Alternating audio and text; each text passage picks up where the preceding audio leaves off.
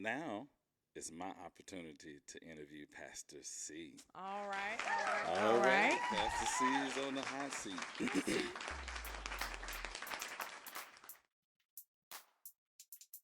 I know that you've done a lot for others, but I will say this is a big one. This is huge. I got Pastor C in my house. She don't go there by the house now. You better be clean when she come over too. Smell good. It smells good. Okay, so I got a few questions lined up for you, Pastor C. But before we get too far, tell us a little bit about yourself. So I am Kenitris Houston Dickens. I am a senior pastor in the AME denomination for 13 years. Oh, wow. Right. That's kind of crazy. Wife, mother, lover of music. I met God in music. Yes. You know, and so I absolutely am passionate about that. You know, I'm just a lover of people. Okay, which I know that to be true. So as it relates to, we've been talking a little bit about generations and who's doing what, who's reaching out to whom. Mm-hmm. So what do you think is the status of the church in general as far as handing off the baton from the older generation, the boomer generation, now to the, say, Generation X/Y? It's a grip, isn't it? It's a grip. It's like a... I don't wanna, and then it's like a, right? Like yes, the pool. yes, so it's this interesting dynamic. I don't take for granted that batons have been passed to me, right? Mm-hmm. That when I started pastoring at the senior pastor level, I was only 26 years old. Oh, wow. See? And so, right. Relatively young. That's an inside joke. Inside, right? And so when I went in, it was this like, who is this baby that the bishop has sent, right? And I remember saying along my journey as a pastor, being female will always be true. But if I keep living and keep serving, being the young pastor will eventually go away, right? Correct.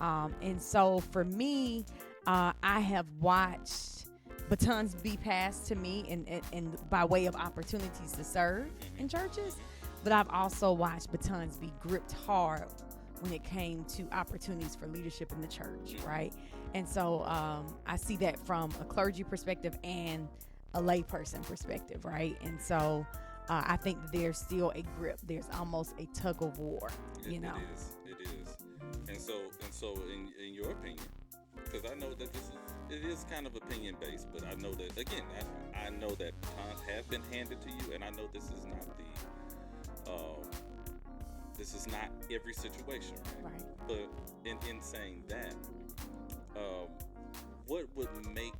you think the previous generation had this same issue with having the baton handed to them?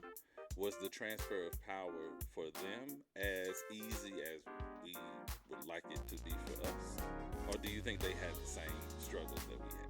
Wow. So we both are lovers of music, right? Right. So if we look at the journey of music, let's say the journey of gospel music, right? Okay. Then I would say they technically probably had the same struggles.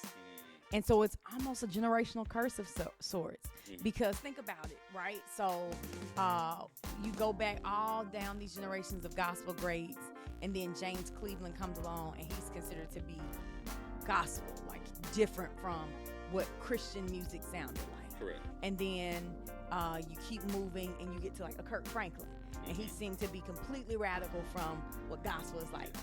And now the question is Maverick City gospel, right? I hear that debate all the time. Yeah. And so here we are, the generation who welcome Kirk with open arms. We also welcome BB and CC. Lord Jesus. Yes, I forgot about them. Because they were part of that. And that changed. Rance Allen, absolutely. Well, he's close to a little bit before the James. Right. But yes. Yeah, but always a shift, right? Even John P. Key offered difference. Fred Hammond, difference. And so, but I think that everybody had their struggle to get to acceptance. And so I feel like we judge, in some ways, maybe not judge, maybe judge is too harsh of a word, But we look as the younger generation saying, okay, are you gonna let go of the baton? Are you gonna and not just let it go, but pass it? Pass it. Right? Like, so that means share with me your wisdom. I'm not saying get out the way so I can come. I'm saying pass it, hand it off to me. Yeah. So when you think about a marathon, right? When it's time to pass the baton, the person who has the baton is running while the person who's going to get the baton starts running. And they almost run together before you release the baton for the next person to keep moving forward with the baton. And I think if we take that model in ministry, how powerful will it be if the older generation, comes up behind the young generation and you're still running? Meaning, don't wait until you can't serve to get out the way, so to speak, right? But that you start to transition your power and your leadership while you're still at a space where you can speak your wisdom. You can model your wisdom, and you pass the baton to that next generation who still can hold your hand and say, wait a minute, how do I do this? How do I go into this meeting, right?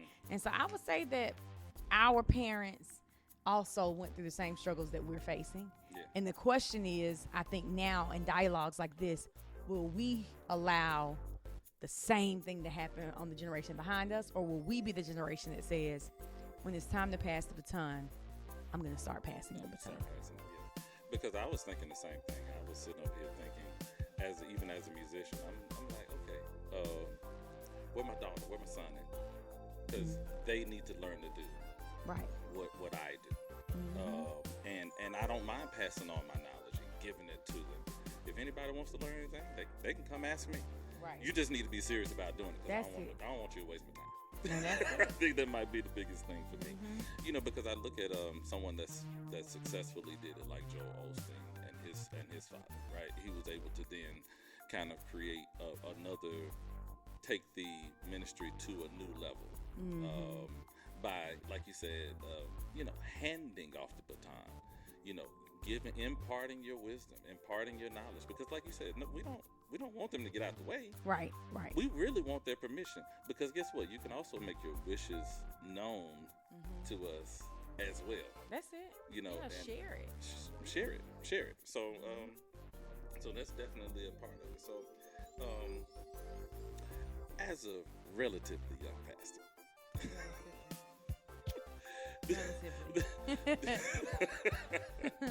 do you think there's and you are a young pastor, so let me get it out the way. So I said relatively, because she's not new to pastoring overall. However, she's very young, especially as compared to other pastors and other people that are in your circles. I say that to say, do you feel that there's a disconnect between the church and the next generation, the Gen Y and Gen Z? I think there is. And so, shameless plug, but I think that's one of the reasons why Jericho is going to be such a blessing. Shameless plug.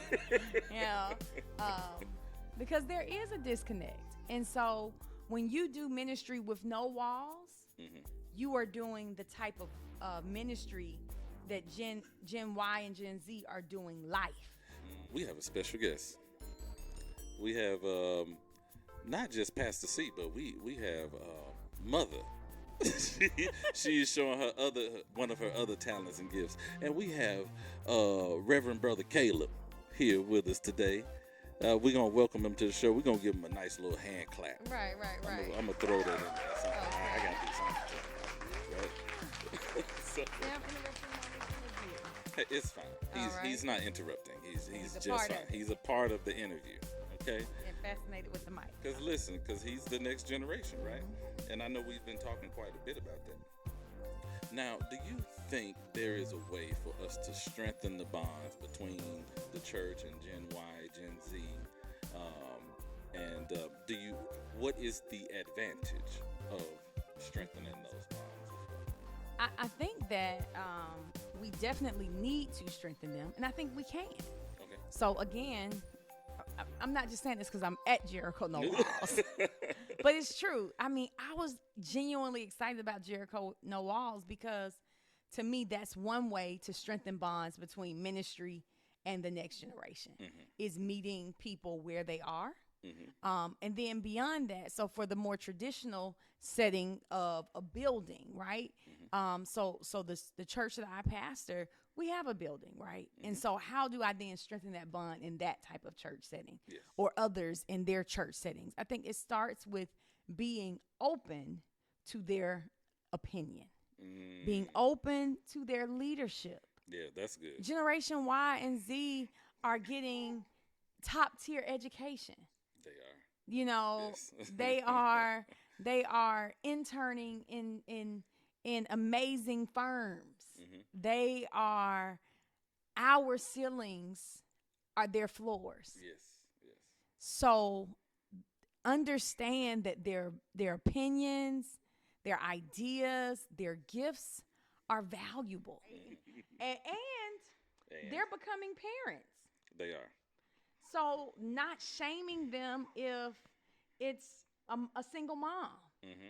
Yes. At least she's coming to the church with her child. Because a lot of us were single moms and single parents, you know, and a lot of us was also raised By by yes.